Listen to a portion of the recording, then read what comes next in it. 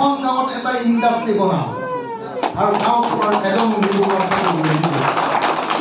সেইটো সম্পূৰ্ণ সপোন।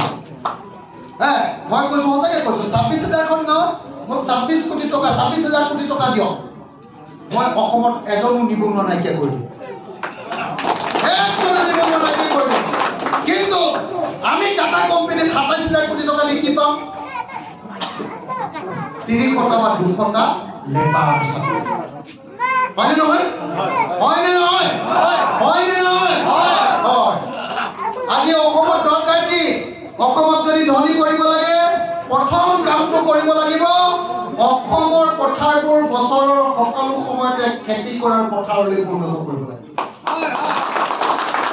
এবাৰ খেতিব মোক একবাৰৰ কাৰণে চৰকাৰ দিয়ক, মই অসমৰ প্ৰত্যেকটা পথাৰত পানী দিম। যি মানুহে নিজৰ পথাৰত নিজে পানী দি ল'ব, পানী দিয়া মেচিনৰ ইলেক্ট্ৰিচিটি খৰচ আৰু ডিজেলৰ খৰচ মোৰ চৰকাৰৰ পৰা তেওঁলোকক বিনামূলীয়াকৈ দি দিয়ে। একবাৰ মাত্ৰ চৰকাৰ কৰিব লাগিব, প্ৰত্যেকখন গাঁৱৰ মানুহক তেওঁলোকক পানী যোগান দিম। প্ৰতিখন গাঁৱত 4খনৰ পৰা 5খন ডাঙৰ ট্ৰেক্টৰ দিম, যাতে গাঁৱৰ মানুহবিলাকে নিজৰ খেতিটো নিজে কৰি ল'ব পাৰে। গৰুৰে খেতি কৰি 3বাৰ খেতি কৰাটো সম্ভৱপৰ নহয়। ডাঙৰ ট্ৰেক্টৰ দিম, কেৱল তেলখন ভৰাব আৰু ট্ৰেক্টৰে নিজৰ মাটি নিজে চহাই ল'ব। চৰকাৰী ট্ৰেক্টৰ ভাল হ'লে বেয়া হ'ব। বিনামূলীয়াকৈ বীজ দিম, যাতে সোনকালে ধানটো কাটিব পাৰে, সোনকালে মাকৈটো কাটিব পাৰে। তেনেকুৱা উন্নত জাতৰ আপোনালোকক বীজ দিম বিনামূলীয়াকৈ, কম দামত সাৰ দিম। আৰু যদি সঁচাকৈ আপোনালোকে 3বাৰ খেতি কৰে তেতিয়াহ'লে মই আপোনালোকক আমাৰ চৰকাৰৰ পিনৰ পৰা মাটিৰ খাজনা ফ্ৰী কৰি দিম। অসমীয়া মানুহক যদি ধনী কৰিব লাগে, সেয়া জাতি যিয়ে নহওক লাগে, সেয়া কাৰ্বি হওক, সেয়া আহোম হওক, সেয়া ব্ৰাহ্মণ হওক, সেয়া কলিতা হওক, সেয়া গুৰকালি হওক, সেয়া বিহাৰী হওক, সেয়া মুছলমান হওক, সেয়া খ্ৰীষ্টান হওক, প্ৰথম কামটো কৰিব লাগিব নিজৰ পথাৰডৰা বছৰৰ সকলো সময়তে সেউজীয়া কৰি ৰখাৰ ব্যৱস্থা। 5 বছৰৰ ভিতৰত অসমৰ পথাৰ 24 ঘণ্টাৰ খেতি হোৱাৰ পথাৰত পৰিণত কৰি দিব। নাম্বাৰ 2, এখন গাঁৱত এটা ইণ্ডাষ্ট্ৰী মই অলপ আগতে ক'লো, তাতে এজনো নিবনুৱা কোনো মানুহ নাই।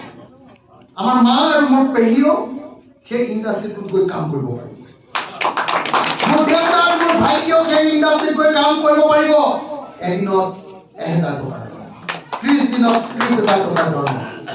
নিজৰ গাঁৱত থাকি নিজৰ গাঁৱতে কাম কৰিব পাৰিব। আৰু কোনো অসমীয়া ডেকা ল'ৰাই বেংগলোৰলৈ গৈ 6 মাহত 162টা ল'ৰাৰ মৃত্যু হোৱাৰ কোনো প্ৰয়োজন নাই। এবাৰ মাত্ৰ শাসন দিয়ক, অসম কেনেকে বদলাই দিম তাৰ সম্পূৰ্ণৰূপে ব্লু প্ৰিণ্ট, তাৰ কিতাপ লিখি থৈ দিছোঁ। 3 নম্বৰ, অসমৰ প্ৰত্যেকজন মানুহক প্ৰফেচনেল অসমীয়া কৰিব। প্ৰফেচনেল অসমীয়া। এতিয়া অসমীয়াই যি কামে কৰে নন প্ৰফেচনেল, চব নন প্ৰফেচনেল।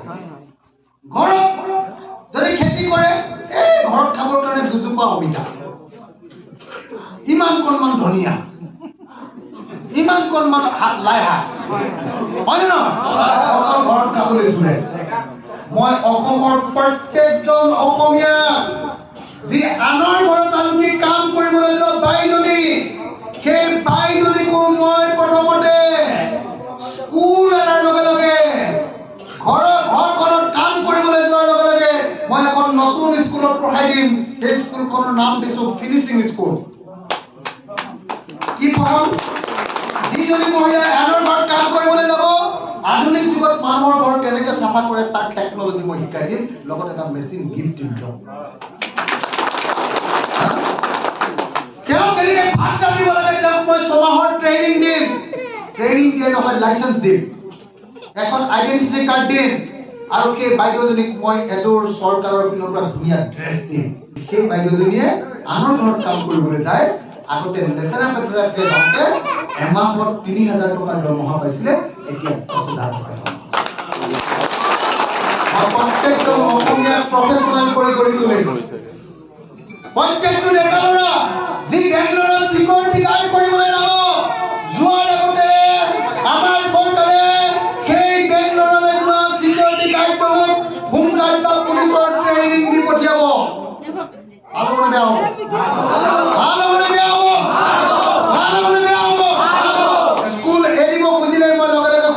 স্কুলেৰা কলেজ এৰিব খুজিলে মই সুধিম তুমি কলে যাবা বোলে সিকিউৰিটি গাৰ্ড কৰিবলৈ যাওঁ সিকিউৰিটি গাৰ্ড কৰিবলৈ যোৱা যদি আহা 3 মাহ ফ্ৰীতে মাহেকত 5,000 টকা ষ্টাইপেণ্ড হাতত পইচা দি তোমাক আমি পুলিচৰ ট্ৰেইনিং দিম যিকোনো খবৰৰ বাবে যোগাযোগ কৰক আমাৰ এই নম্বৰত 9181 307 2221